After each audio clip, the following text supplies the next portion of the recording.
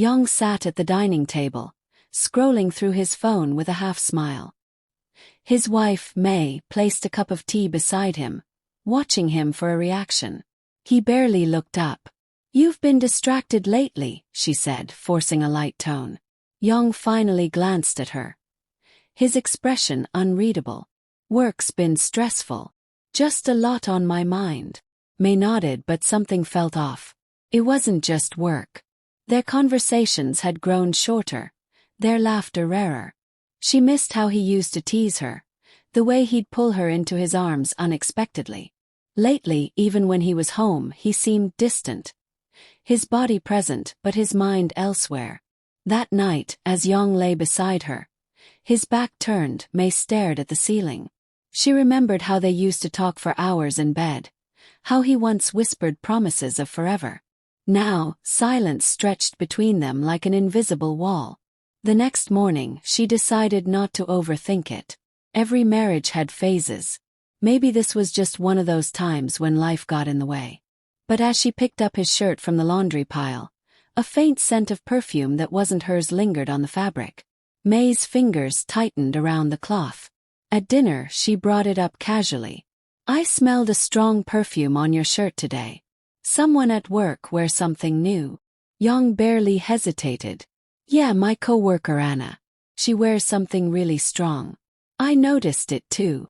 His answer was smooth, too smooth. Her stomach twisted, but she forced herself to smile. "You should tell her to go easy on it." He chuckled, but his laughter didn't reach his eyes. May wanted to believe him. She really did. Days passed, and the little things piled up. Young started coming home later. His phone was always face down on the table.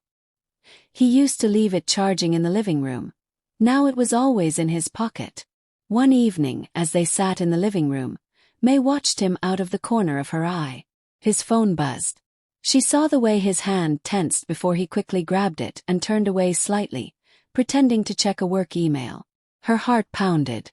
"Who was that?" she asked casually. "Just work stuff," he said too quickly. May smiled, but inside something cracked. A familiar ache settled in her chest. She had been here before, years ago, with an ex who had sworn loyalty while lying through his teeth. She had promised herself she would never be in that position again. Yet here she was, sitting across from the man she loved, wondering if he was slowly slipping away.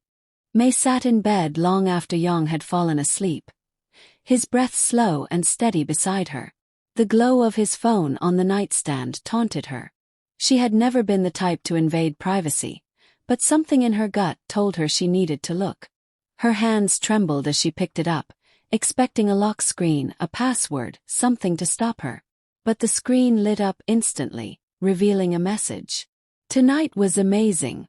I can't stop thinking about you." May's vision blurred. Her chest tightened so painfully she thought she might stop breathing. She scrolled up, seeing weeks of messages, secret meetings, inside jokes, pictures. A life she wasn't part of. She clenched her jaw, willing herself not to break down. She had suspected, but seeing it in black and white was something else entirely. The man lying beside her, the man she had trusted, had been living a lie. May put the phone back exactly as it was, slipped out of bed, and walked to the kitchen. The room felt cold, foreign. She gripped the edge of the counter, trying to steady herself. Images flooded her mind. Young laughing at their wedding, promising her forever. The way he used to pull her close in the middle of a crowded street, whispering how lucky he was. Had it all been a lie? Or had something changed along the way? Her hands curled into fists. She wasn't going to cry. Not yet. The next morning, she studied him carefully. He kissed her on the cheek like always, murmured a distracted "see you later," and grabbed his keys. As he left, she felt like she was watching a stranger. Determined, she followed him that evening. Her heart pounded as she parked down the street from the cafe. He had said he was meeting a client at. But the moment she saw him step inside, his hand resting lightly on another woman's waist, the final thread of hope snapped. The woman leaned in, laughing at something he said. Young looked at her the way he used to look at May, like she was the only person in the world. May gripped the steering wheel so tightly her knuckles turned white. She wanted to burst in, scream, make a scene. But she didn't. She sat there, watching the truth unfold in front of her, letting it carve itself into her memory. By the time she drove home, her hands were steady. The tears hadn't come. Not yet. There would be a time for that.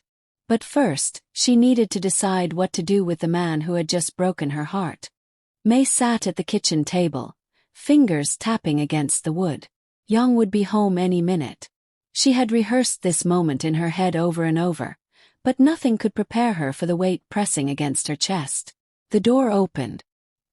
He walked in, setting his keys down like it was just another evening. She watched him, waiting for him to look at her, to notice the shift in the air. "Hey," he said casually. "You okay?" She exhaled sharply. "Who is she?" Young froze. It was just a second, but it was enough. His eyes flickered with something. Panic, guilt, calculation. "What are you talking about?" he asked, forcing a chuckle. May slid his phone across the table. "I saw the messages. I saw you with her." Silence. His jaw tightened. He wasn't even trying to deny it. "You went through my phone," he finally said. May's hands curled into fists. "That's what you have to say to me. Not an apology. Not an explanation." Young rubbed his face, sighing. "It's not what you think." She let out a sharp laugh. "It's exactly what I think." He looked at her then, something breaking in his expression. "I never meant to hurt you." "Then why did you?" Her voice wavered, but she held his gaze. "Was I not enough? Was she better?" "It wasn't about better," he admitted. "It just happened." May felt something inside her snap. People don't just fall into affairs, Young. You made a choice. Every text, every meeting, every time you lied to my face. You chose her over me. He flinched but said nothing. The room felt unbearably small. May needed air, space, something to stop the walls from closing in. But before she could move, there was a knock at the door. Yang's face drained of color. May didn't need to ask who it was. She opened it. The woman from the cafe stood there, wide-eyed, as if realizing for the first time that Yang had a wife who wasn't just a name on a screen. May looked between them, her stomach twisting in disgust. "You might as well come in," she said coldly. "He's already ruined everything." The woman hesitated, then shook her head. "I didn't know he was married." May turned to Yang. "Tell her the truth." Yang swallowed hard. "I told you we were separated," he murmured. May laughed bitterly. "Wow. Lying to both of us. Impressive." The woman stepped back. I should go." May didn't stop her. She just stared at Yang, the weight of years crashing down on her. "Do you love her?" she asked quietly. Yang hesitated, and that was answer enough. May nodded, stepping away. "Then don't waste any more of my time." Yang sat on the couch, hands clasped together, watching May pack. He had spoken, pleaded, promised, but she moved around him like he wasn't even there. "May, please," he said, voice raw. "We can fix this." She zipped her suitcase and turned to him, exhaustion etched into her face. "Fix what, Yang?" "The lies. The nights you spent with her instead of coming home. Or the way you looked me in the eyes every day and pretended nothing was wrong." He ran a hand through his hair, exhaling sharply. "I made a mistake. Terrible mistake. But I love you." May's lips pressed together. "You don't cheat on someone you love." Silence. She picked up the last of her things, her wedding ring still glinting on her finger. She stared at it for a moment before slipping it off and placing it on the coffee table between them. Young swallowed hard. "So that's it. Just like that." She let out a slow breath. "Just like that," she repeated, shaking her head. "You broke us piece by piece. I held on as long as I could, but I won't be the only one fighting for something that's already gone." His eyes glistened, but she didn't let it sway her. He had made his choices. Now she was making hers. She grabbed her suitcase and walked to the door. Before stepping out, she turned back. I hope she was worth it, she said softly. The door closed behind her, and for the first time in a long time she felt light. Not because the pain was gone but because she had finally let go. Young sat motionless, staring at the empty space where she had stood. He had never imagined this moment, never thought he would lose her for good. But now the silence in the room told him everything. She wasn't coming back.